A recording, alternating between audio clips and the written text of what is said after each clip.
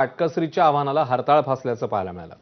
काल दिल्लीमध्ये आपल्या स्टाफसह मेट्रोने प्रवास करणारे प्रतापराव जाधव आज बुलढाण्यामध्ये थेट गाड्यांच्या ताफ्यासह पोहोचले। नेमकं यावरूनच जेव्हा प्रतापराव जाधवांनी यांना प्रश्न विचारला तेव्हा त्यांचा पारा चढला। ताफ्यातनं फिरणाऱ्या मंत्र्यांनी मग प्रश्न विचारणाऱ्या सर्व पत्रकारांनाच एका गाडीतून फिरण्याचा अजब सल्ला दिला।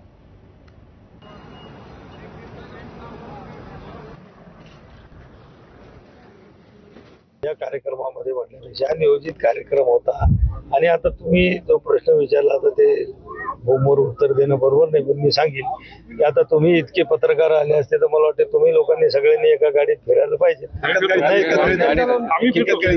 आणि आता तिथं मग बस स्टेशन सारखी गाडी उभी राहील का मी थांबलो मागच्याने या तसं आता याच्यामध्ये दिवसेंदिवस हे अवेअरनेस लोकांमध्ये चाललेलं आहे।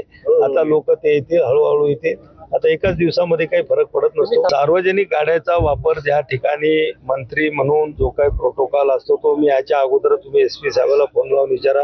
मी सकाळी त्यांना अगोदर सांगितलेले की माझ्या संरक्षणाच्या ज्या गाड्या आहेत त्या मला नको आहेत त्या कमी करू।